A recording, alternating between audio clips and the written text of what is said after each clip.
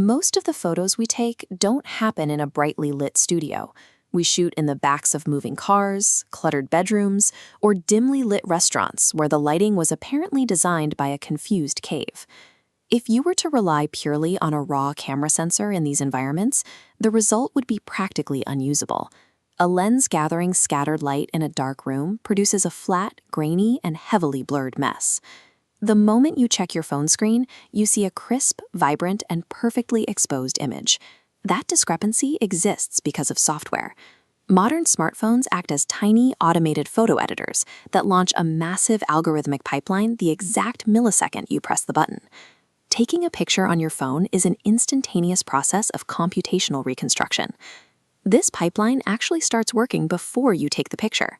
The second you open your camera app, it begins analyzing the live preview. It performs a rapid assessment called scene detection. The software actively scans and categorizes the visual data, deciding instantly whether it is looking at a printed document, a golden retriever, or a plate of pasta. Based on that immediate categorization, the phone prepares its internal toolset. It loads up the specific digital processing tools trained to handle that exact type of subject. Before your finger even touches the screen, the camera has already evaluated reality and decided exactly how it plans to interpret it. When you tap the shutter, the camera triggers a burst, capturing several distinct frames almost simultaneously.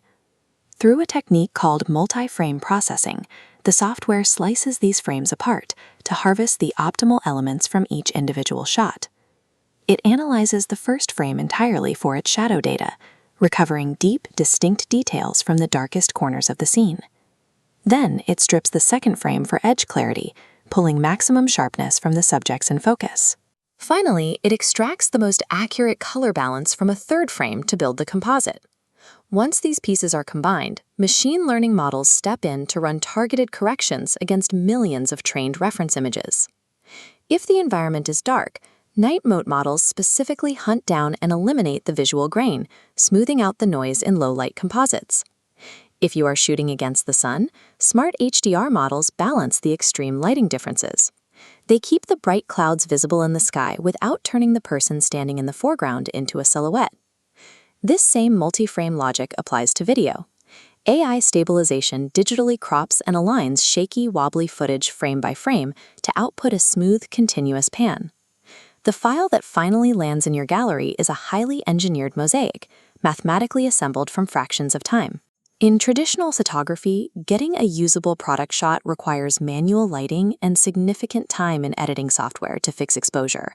When AI automates that workflow, a process that used to take 12 minutes per image drops to 5, saving a small bakery owner over 2 hours a week across 20 items. These algorithms also identify the edges of a receipt or a whiteboard, digitally straightening the perspective and sharpening the text so documents become instantly readable. But because the camera software is constantly estimating what a scene should actually look like, it can aggressively overcompensate. Colors push past vibrancy into the artificial, turning a simple green lawn into a radioactive landscape. Beauty modes misinterpret facial features, smoothing out pores until skin looks like warm, textureless plastic. There are also privacy considerations. Since the camera continuously analyzes faces and environments, you have to verify where that processing actually happens. Most analysis happens locally on your device, that some advanced editing features beam data packets outward to a cloud server. To get the best results, you have to manage these tools. Keep Smart HDR for balanced lighting, disable the aggressive enhancement filters, and start with a clean lens. To capture genuine moments, you have to treat the AI camera as a capable assistant, rather than a flawless boss dictating what reality